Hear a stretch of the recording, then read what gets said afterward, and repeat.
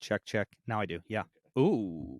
Ooh, smooth jazz Check. on channel 95.4. This is 94.7, and you're listening to Smooth Jazz. Oh, yeah.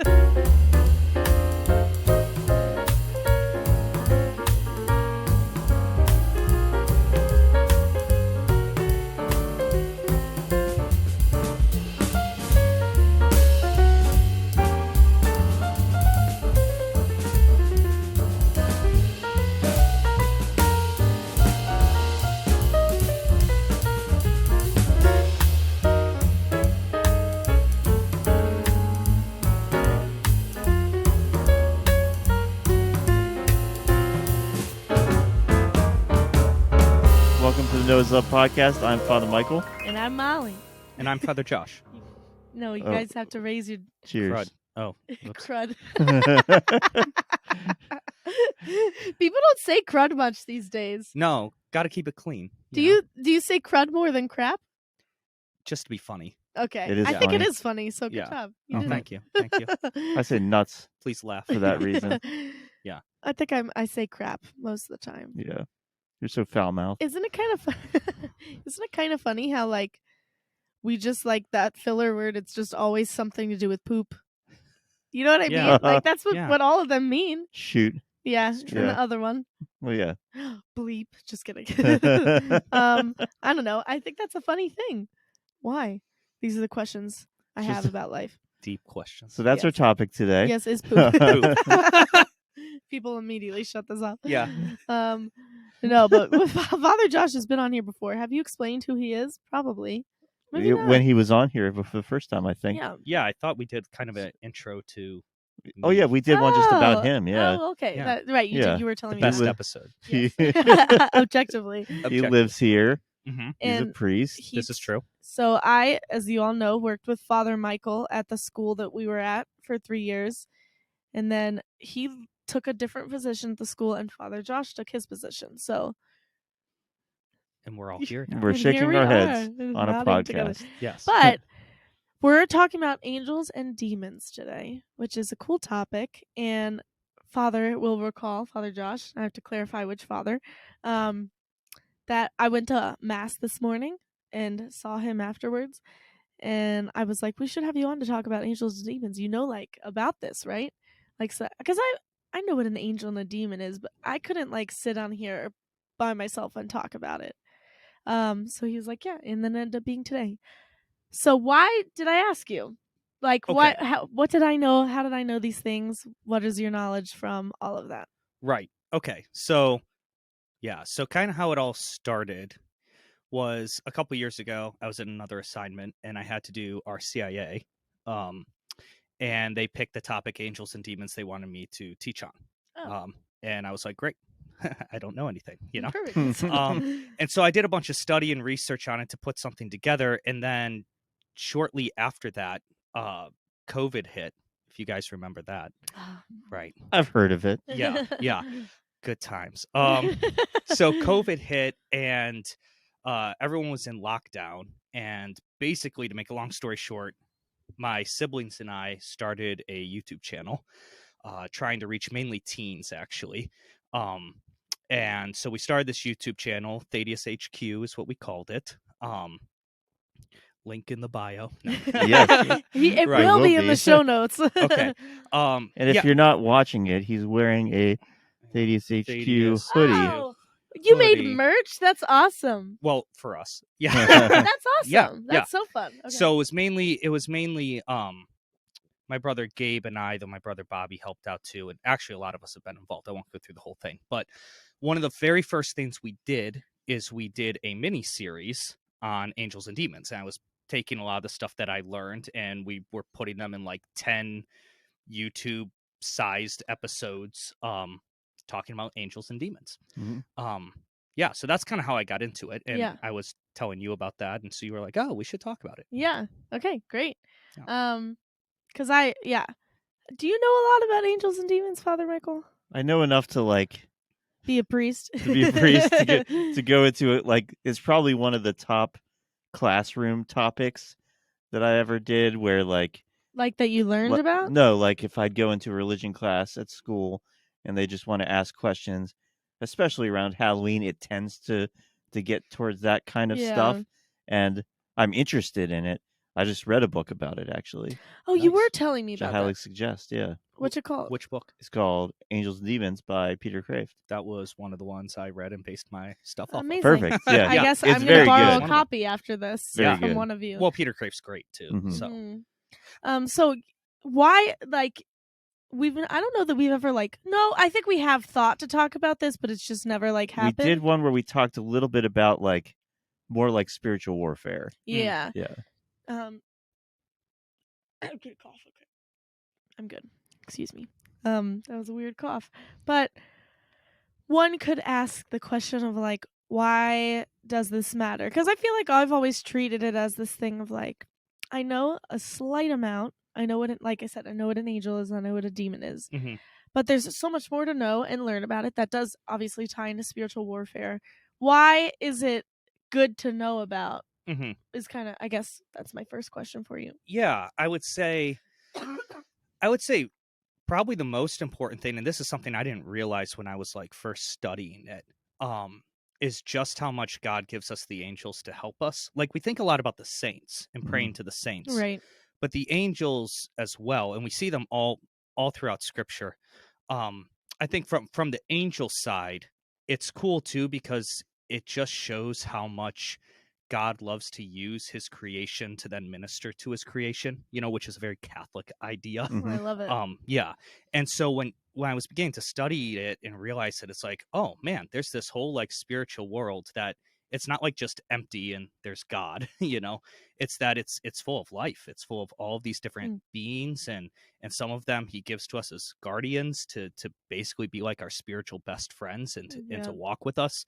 And if we don't know about it, we're not going to make use of them, That's a good point. Yeah. I would say on the flip side too, so that's for the angel side. That's kind of the good side. Right. On the flip side, it's important to know, I think, a little bit about the fact that, okay, demons are real and they exist, more so that we don't act dumb, around spiritually evil stuff. Right.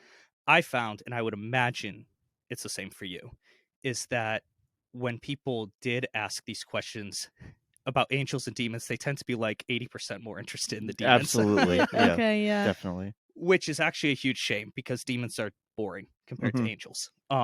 And that was one of the things we really tried to do with our series. And one of the things I really feel passionate about is that all the interesting stuff is learning about the angels in this world, that the spiritual world that God brings us into.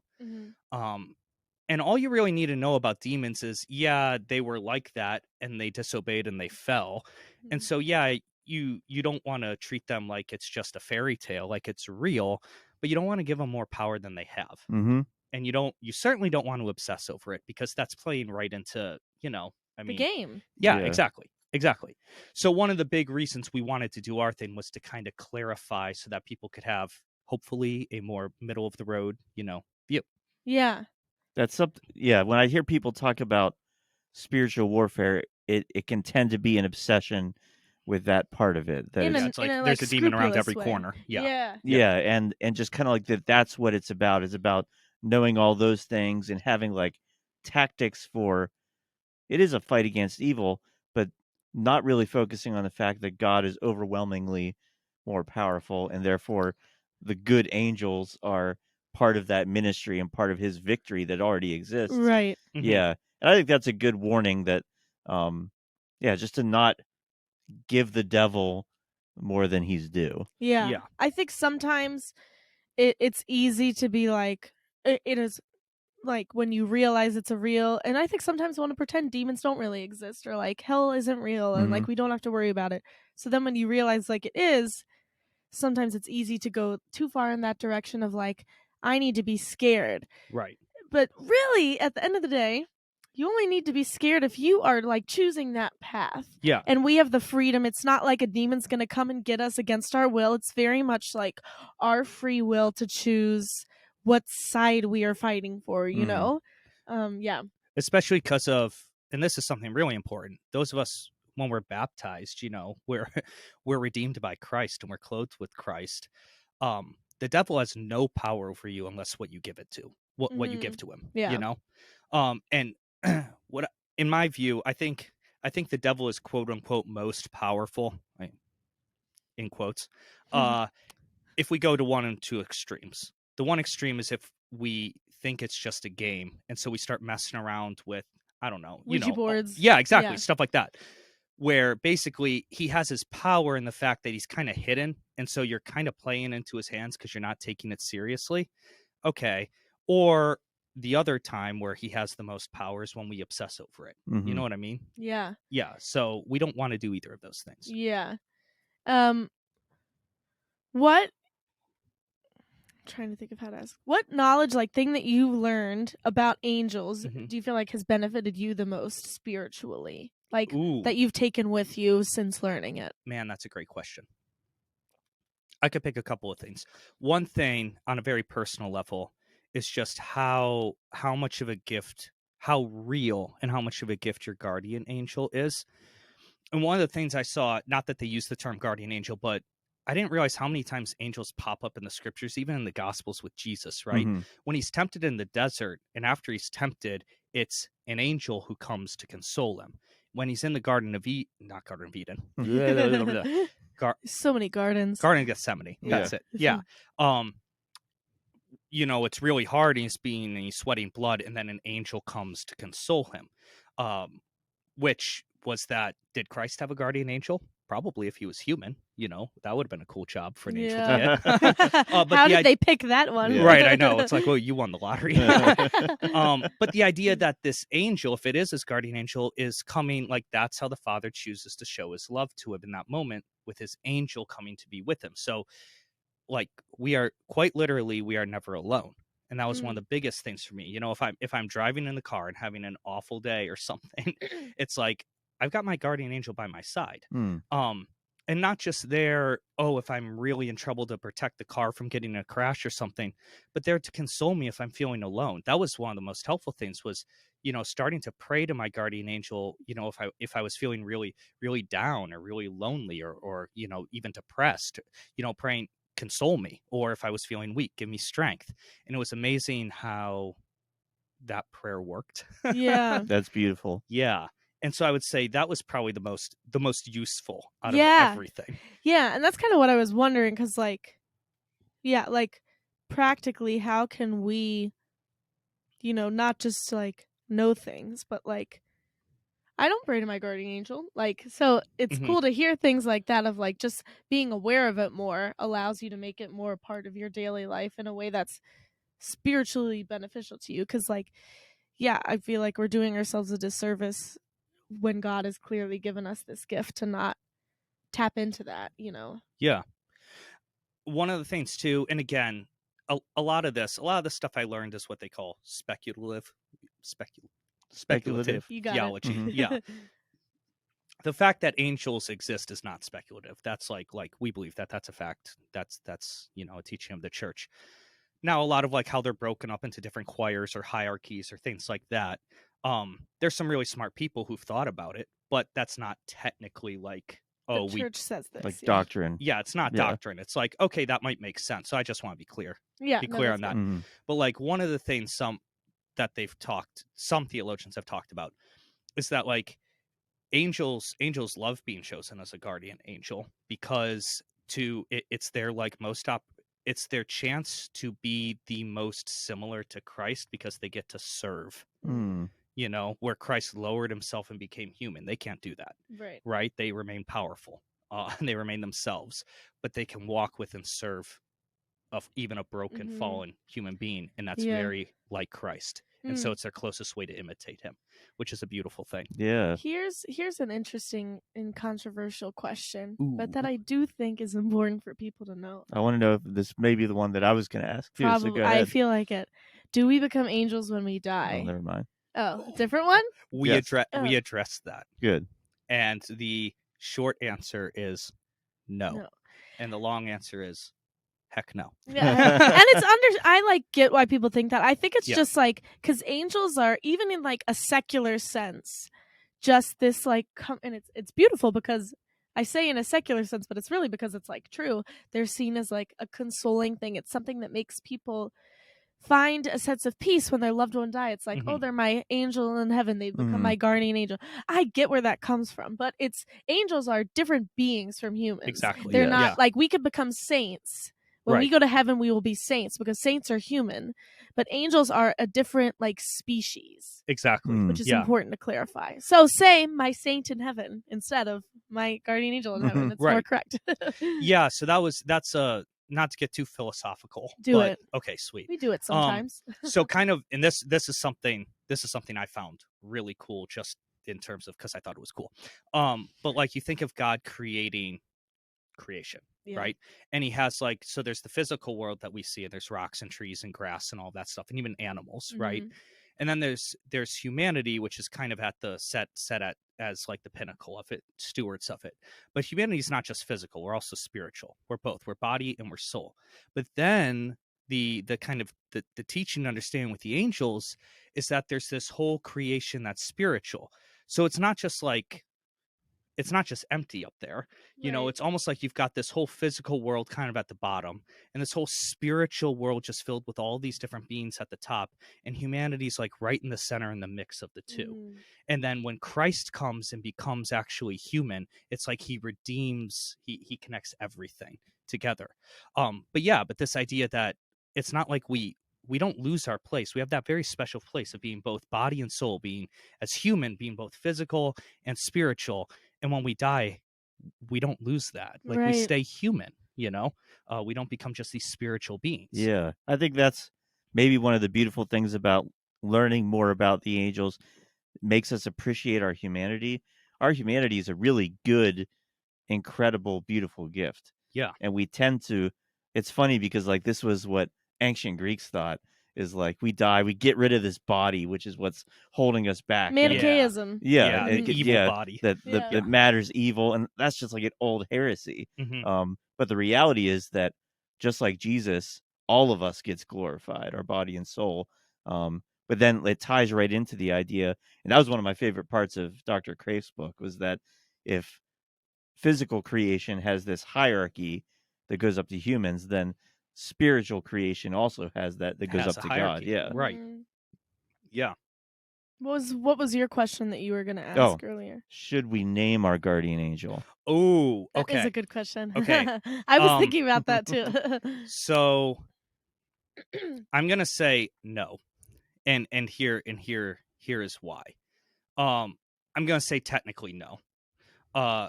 We shouldn't call any angels by names except for the three that we know: Gabriel, Michael, Raphael.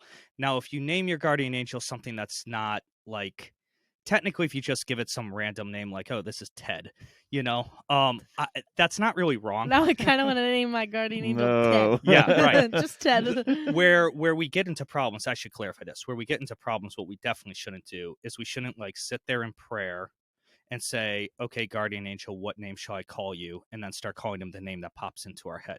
Because there's other spiritual beings out there who might, and we don't know how to discern that. Ted. Yeah, Ted.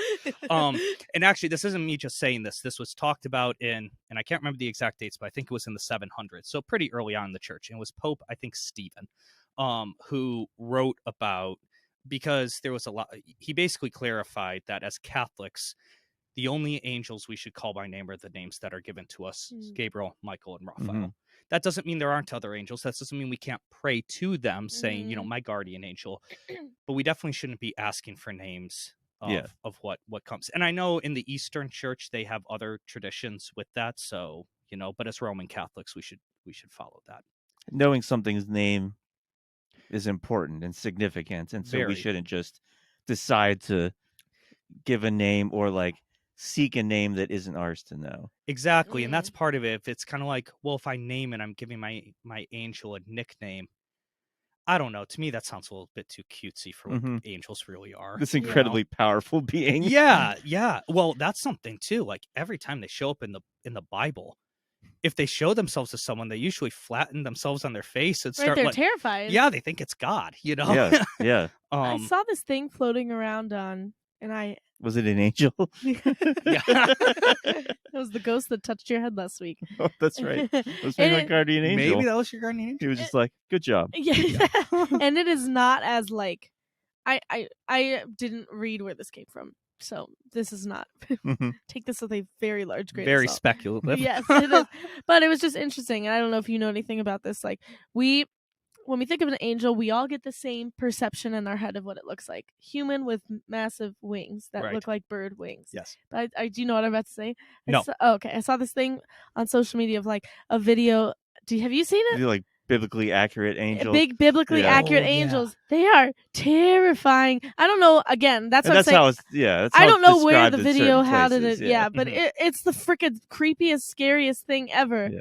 Like, and not sorry, creepy. I say creepy because it is a concept that, like, and this is true. Like, angels really aren't humans with wings No. on their back. Like, that's No. just like a comforting Yeah. portrayal that we have. So, like, what do you know about like what they look like or like Okay. things like that?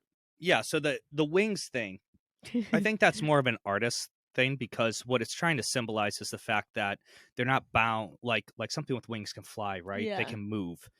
It's trying to symbolize the spiritual aspect that they're not bound by physical stuff like we are. Yeah. But that doesn't mean they actually have like, oh, if you find a feather on the floor, maybe it was your angel's wing. Like, no, like your angel doesn't have feathers. It doesn't have a Like, body. I hate to break it doesn't to have a all the body. children out there. Right. Your angel does not have feathers. Sorry, yeah, and they're not little fat baby cherubs, you know, Yeah, with right. bows. Like, Honestly, they're not Cupid. I'm glad. Yeah, Yeah, I mean, absolutely. who wants that garden? Them, you know.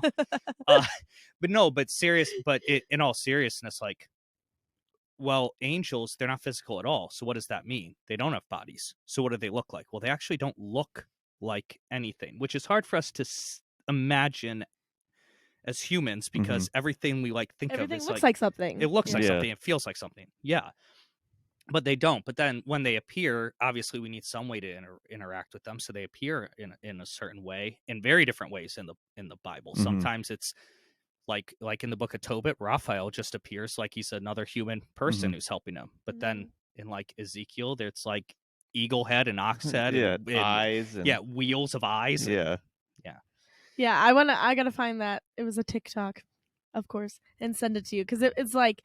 But I think that the point that it portrayed to me, even though like I'm sure some random person on TikTok didn't figure out what an angel looked like it was like something that I would have never thought in my head or conceptualized, and it just kind of shows like we don't know, and there's a beauty to the mystery of that. Yeah, there's a beauty to the mystery of the spiritual world that is not on earth, you know. Yeah. And to kind of just like accept and embrace that, even like the beauty and the mystery there. Well, it's kind of like God the Father isn't really an old man with a beard in Yeah. the clouds. Yes. That might be how Michelangelo portrayed him, you know? Yeah. Because we need some way to try to like think relate of it. or think. Yeah, you Or gotta relate, portray it yeah. as something. You But know? really, God's he's not a cloud. Yeah. He's much. He created them. Yeah. Yeah.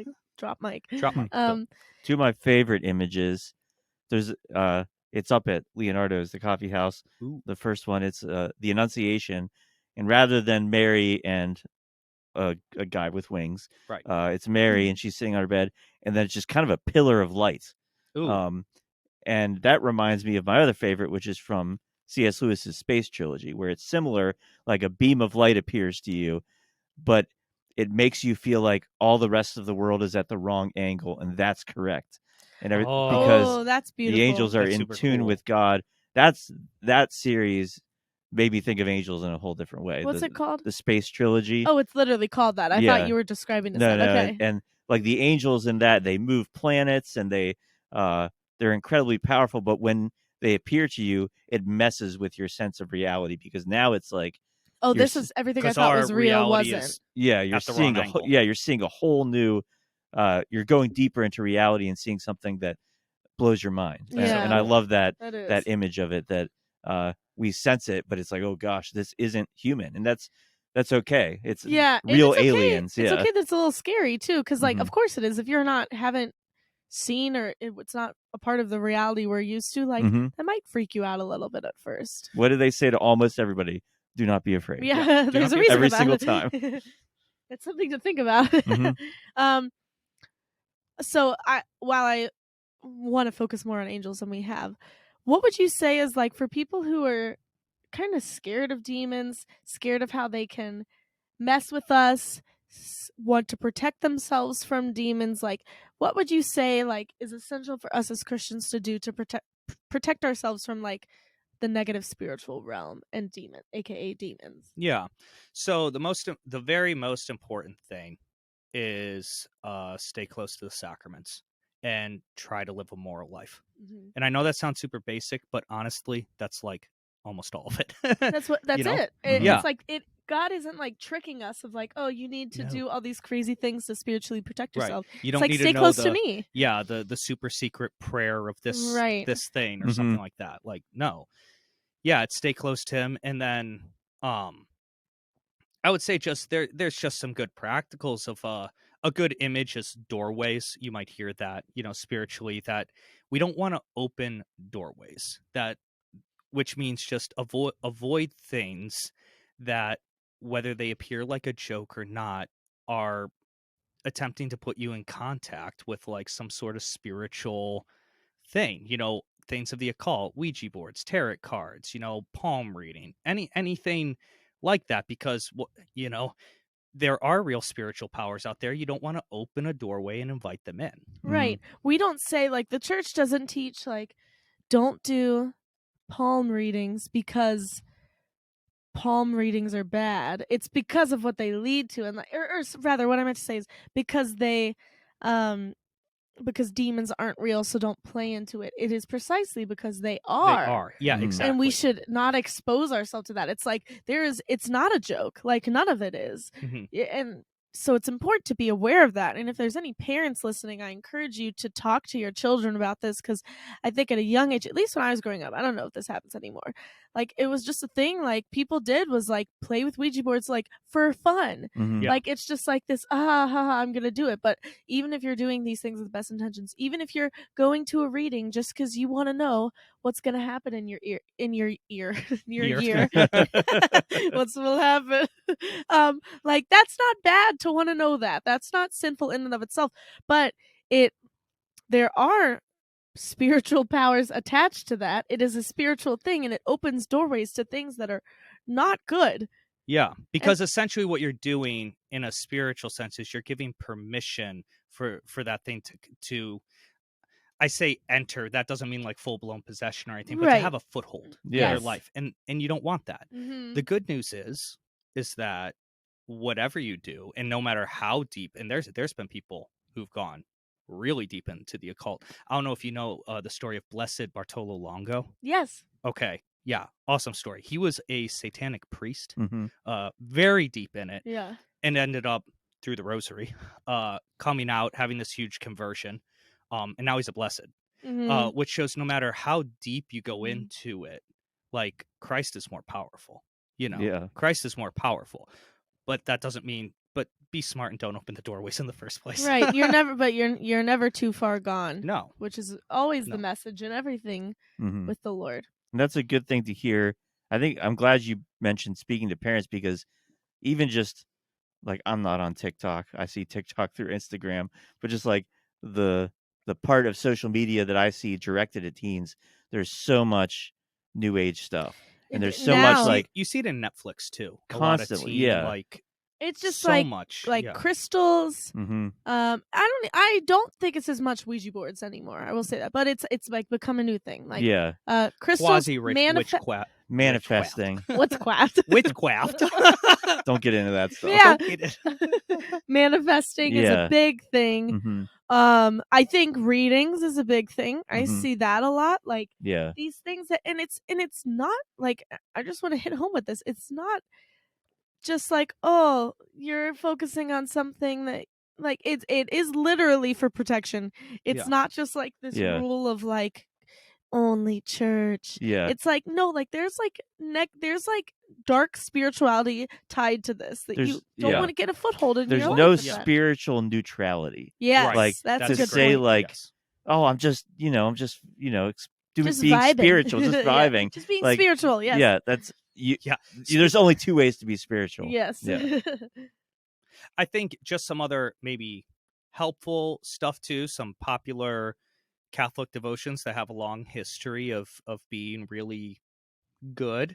The Benedict medal, yes, is On one of my them. ankle. On her I ankle. can't show it. Yeah, I have to find a not way. that everyone has to go to that Oh extreme. my gosh. How do I do it? For the people who are watching, who aren't watching, Molly has a tattoo of the Benedict medal on her ankle, and she's trying to I awkwardly really- show to the camera. Yeah, I regret everything. Do you know all the letters or what they? I know one there? of them says oh, now I'm panicking and forgetting.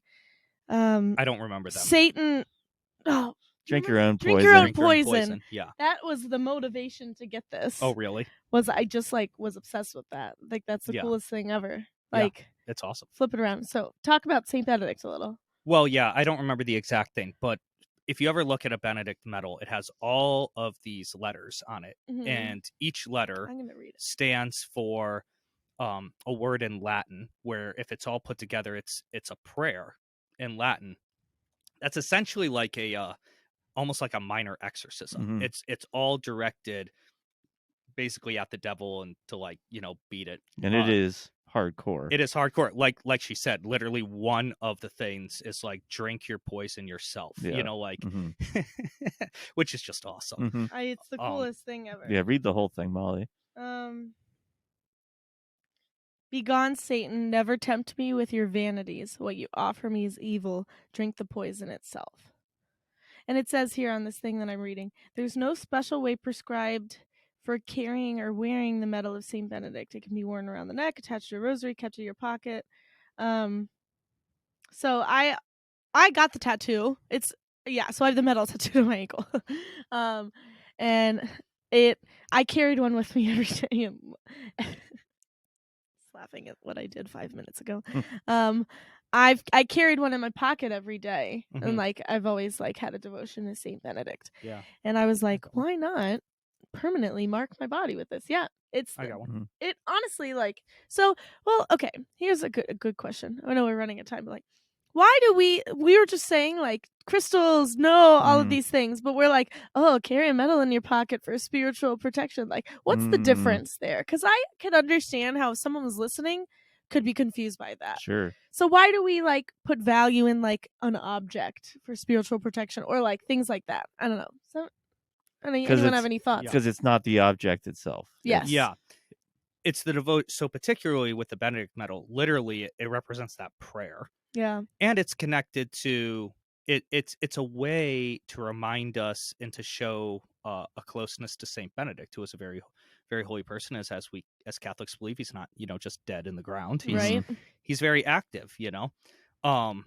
Actually, in a sense, it's kind of saying we kind of want a doorway open to Saint Benedict, right? Yes. We don't want to use crystals or things calling on other things, but we definitely want doors open to Saint Benedict and the angels and ultimately Christ. And ultimately Christ. Yeah, and it's a great, honestly, for me, has always been a great reminder of God is with me. I am covered spiritually because I am His. Well, think about the sacraments. We are physical and spiritual, and so things like medals and holy water, even incense, we use physical things to get in touch with God. Yeah. But because we're getting in touch with God, He works through these things as opposed it's to good. Yeah, it's good. Get them blessed. It's when you have a rosary, it's great to get a priest to bless the rosary. Get a Saint Benedict medal blessed. I give them out at school with the kids who are struggling spiritually. It's just this having that tattoo is a great reminder to me of God is with me and I am covered spiritually because I am His through my baptism and also through my frequenting the sacraments and also through my prayer. And I can't remember who it was. In fact, I think it was probably multiple saints. If I can give this as a plug, and it's one of the things I realized when I was looking in. Okay, so what are these are spiritual weapons to fight, demons. If you were to pick something that was the nuclear bomb of spiritual weapons to fight demons, I mean, you're talking like the Eucharist. Nothing really comes close to that. And then confession. Yeah. We can get into, I hear about exorcisms and this and that. Exorcists even say confession is way more powerful than any exorcism. You're probably never going to need an exorcism. Right. That is a but rare you are going thing. to need confession. Yes. Yes, yeah. Like exorcisms, like I used to be scared that I would get possessed. Like, and I was just an anxious child. So Well, how Hollywood portrays it so often Yes. too is like you're gonna walk around a corner and a demon's gonna find devil. you, yeah. and then then you're you're gonna be possessed. Even within Catholicism, like they portray it like a big. All of the popular possession movies are Yes. like a Catholic priest performing an exorcism has to do with it. They are So inaccurate. mostly yes. Yes. Like you have to, correct me if I'm wrong, priests, very directly invite a demon into yourself. You have to invite it. You might not like say those exact words, but by actions or things you participate in or stuff And like it's a that. very willing invitation moment. It's not like if I am really struggling with mortal sin, a demon's gonna get me and I'm gonna need to be exercised. No. Like, And you said struggling too. Like there's a difference between, oh, I don't want to do the sin, I'm really attached to it, I keep going back to it, versus living a life of mortal sin. yeah, and Right. not Yeah. striving to. It's And- really just pursue virtue and you're gonna be okay. Yeah. Strive for virtue and you're gonna be okay. If you fall along the way, great, welcome to the club. Get back up and go to confession. Yeah. And from what I can't remember who it was a certain exorcist. I can't remember if it was a book I was reading or if it was one I was talking to. But they were saying like so much like okay, if there was, like bad spiritual activity in your life or things like so much of that stuff is just taken away by the sacraments or especially confession. Where it's like we don't have to we don't have to feel like, oh my gosh, I need to have like all of this stuff perfectly taken care of, Yeah. or the devil's gonna get in a crack, and like invade my life. Right. No, we need faith. We need to be close to the sacraments. We need to go to confession when we fall, and Grace will do so much more than anything else. and it's so much more powerful. Yeah. And even like on a much smaller scale, like the times when I've Sorry, I forget. I just swallowed really loud. I didn't hear it. Did you hear it? I'm all out. I'll pour it back in. Okay. Pour one out for the boys. Yeah, all for the boys. When I what was I talking about? I have no idea. A small thing. I don't know what you're going to say after that. Like when I haven't been to confession in 2 months, which I would say I would recommend to every Catholic to go once a month at least. You are not required to. No. I recommend It's it. a really good idea. It's a very, very good idea. When I'm like, it's been honestly, I like going weekly. I need to be better at it, but there's times in my life where I've gone weekly and it's really, really great because I remember my sins better. And it's just, I'm receiving that grace that is always available to me. Like, why gyp yourself of that? But when I go and it's been a while, sometimes they're like, I'm more irritable than I usually am, or this, that, or the other. Sometimes I'm like, man, how long has it been since I've been to confession? And if I'm like snapping back at people quicker, like this, that, or the other. And really, seriously, again, that's why I said on a smaller scale, the sacrament helps to detach us from vice. Yeah. Like it's not just about if there's a demon lurking in there and you're going to get him, kick him out by the like even just attachments to sin, which are a gateway to this, and this. And you can end up there, at the really bad place. So it's good to like take those proactive steps, frequent confession, especially because you're not going to get anywhere near a danger zone if you are frequenting the sacraments. And also, this is something that,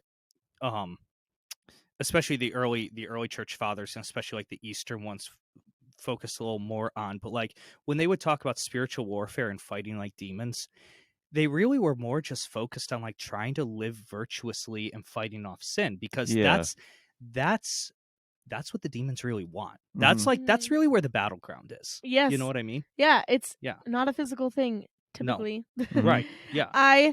And if you want to learn more about just how to be on guard for vice and sin creeping its way into your life, we've recommended this on several different occasions. Read the Screwtape Letters by C.S. Lewis. Yes. That is a book that has helped me immensely to be aware of how Satan can work in my life. Yeah. And honestly, that's what brought healing and like peace to the previous struggle that I had, which was like a struggle with anxiety of like, am I going to get possessed one day? Like as silly as that sounds, like because it was like, oh no, I have ownership over this. Like, and it taught me a lot about like how sin works and how Satan works and how we can fight against it. So I highly recommend that book. Like, seriously, I think everyone in the world should read it. That's his goal. Yep. Like, to get us to sin, to get us to go to hell. Yep.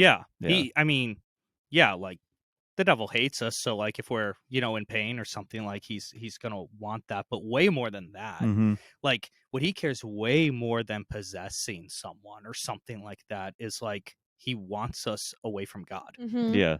That's the goal. Not like turning the crucifixes in your house upside Right. down. Yeah, right. Yeah, exactly. And like, if I really believe that we get to choose where we go after we die, like in the sense that like the way we live our life, what we pursue, what we attach ourselves to, like we get to choose all of those things, and that's what determines where we end up. And by the cross of Jesus Christ, we have a very easy way into, not easy as though like, but honestly, it's kind of easy. Like I'm sticking by it. An easy path into heaven, as long as we are striving to stay on that path, we're going to be okay. And you're not going to like surprisingly end up in hell one day or surprisingly get possessed. Yeah, psych. Like, right. And I just think that's important for people to hear, because I don't think people really realize that. Speaking as someone who I was worried that I'd end up in hell, even though I was trying my best. Or that I'd get possessed, even though I was like very much not doing anything that would lead to that. So I think it's important to hear, like, you get to choose. Yeah. Like, you have, by the grace of Jesus Christ, you have the power here. If you say yes to that and frequent the things that renew that grace in your life and in your heart. To quote all the angels, do not be afraid. Boom. To quote all the angels, Just that. You're up. Fear doesn't come from God. So living in fear is a good sign. Like, oh, I need to be closer to the Lord. Something's wrong. Something's missing. Yeah. Yeah. Period. So thanks, Father Josh. Yeah, thanks for coming on. You're welcome. Yeah. This was fun. We'll put the link in the show notes. Oh, Yeah, thank you. That'd be great. HQ. Yeah. Yeah. Yes. And to the merch store. Just kidding. Well, we don't have a merch store yet. Yeah. But we do, and you should go check it out. This like Boom. ding. I need to get some knowHis love merch. You do. Absolutely do. Yes. It's comfy too. Is it? Yeah. Awesome. It's all They've great. got fanny packs. That's not really the merch time. Hoodie. We'll get Hoodie. you there. Hoodie. They're Yes. pretty simple too, which is nice. Yeah. Someone the other day was like, saw the videos of like people at Seek. I think people think knowHis love is just us sometimes. Yes, let's talk about this. Yes. There are plenty of other aspects to knowHis love. We did not start knowHis love. We were part of the team. Father Matthew Gossett, his brother, runs everything. There are articles. There are interviews individually, which, have you gotten one? I haven't gone one. Okay, we Yeah. have like just on like how God is working people's lives individually. There's an Instagram that is flooded with content often. Yeah. Like it's a whole project, and then there is the podcast. So when there was people at Seek, a couple people were like, why weren't you at Seek? I was like, I am not the only person involved in this. Yeah, so it's a whole thing. Some college students that had, my brother had worked with went to Seek and posted some hilarious videos of interacting with people, as well as, good, powerful content about what we talk about knowing God's love and how we know God's love. So it's worth checking out on the Instagram. And if you don't know the website, it's knowHis.love. There's no .com, .net, it's .love. Beat that. Period. Dot love. Anyway. I love it. Ba-da-ba-ba-ba. Dot love in it. Loving it. Okay. Anyway. Bye. But no, What? The ending. Oh gosh. Bye. I just came back from vacation. I don't know how anything works. I was done. That was funny. So I am very confused. I know. If you remember, at the end of every podcast, we talk about how God has been loving us lately. Yeah, I was wondering about that. Father was completely I was out of uninterested in here. that part. He said peace. Father Michael. Yes. How has God loved you lately? I went on vacation last week. And like that may seem like a really minor thing, but it's just really good. My brother, Father Jonas, who's been on the show. Father Jonas, not to be confused with his my brother and Father Jonas, who's been on the show. And I think the highlight, we saw a rocket launch, and that was a gift from God. It was super because cool. it was we didn't necessarily expect it to happen. It happened, and it was amazing. He posted about it on Instagram, and I just saw the caption where he described it, and he wrote, "A dream come true," and I shed a single tear of joy for my friend. It was a Because dream if come you know true. him, you know how much he loves outer space. So super cool. It was that great. and a good time of rest. It sounds Very like. much, yeah. And Star Wars Land. Went to Star Wars Land. Disney was not a time of rest. It was exhausting. True. Disney, but the memes. The what? The memes. The memes. Yeah. How about you, Father Josh? How's God loved you lately? You can pause for the cause. So last week my pastor went on vacation. Now he's back, and I don't have to run things. I thought you were gonna say God has loved you by your pastor being gone. No. Yeah, no. So I'm gonna tell you. Well, you actually already probably know this, but I was supposed to have the 4:30 mass last night. I did know this. Saturday, right?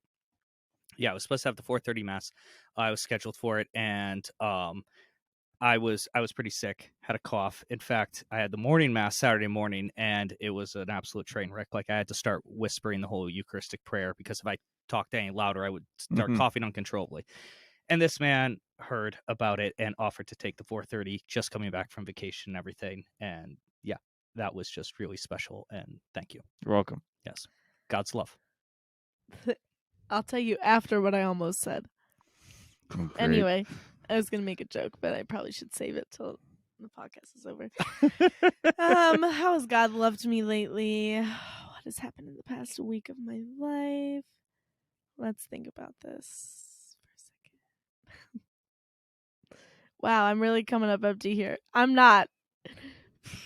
It's always embarrassing when I can't think of something right away, because I'm like, because I'm like, God is really obviously always loving me. No, I do have an answer. I had a very productive week at work, I feel like. Shout out to Father Josh as well for assisting me. That makes one of us. No, that's not true. You're a part of it. We're just like, just thinking about. So I've been at Central for 4 years, which is crazy. And I was just reflecting with one of my coworkers tonight on like just how I'm like one of the people who's been there the longest. I'm in the upper tier of length of employment there, and just seeing like being there for a while and seeing going through a lot of transitions personally throughout it, but also like professionally in it. And we had a productive week of just like, these are some things that we want to see happen and how we're going to make it happen. And we have kids who are very eager to grow spiritually, and so that is what I was getting to. I don't know many other places that are like having kids come to them like, can you do this spiritual thing? Can you do that spiritual thing? And like usually you're like at a place where you're begging kids to come to things, but we have kids who are like just want to love Jesus better, and that's like an awesome thing to have to navigate. And it's good to so it was a lot of figuring some of that stuff out this week, but it's just awesome. We have the best kids, and they're a blessing in my life. That is true. Yeah, that's been awesome. Amen. And now we get to leave. Bye. Thank you, Father Josh, for coming on. You're welcome. Yeah, please clap. Yes, they're clapping at home. I'm sure they are. This is now the second best episode. Wow. All right. See ya.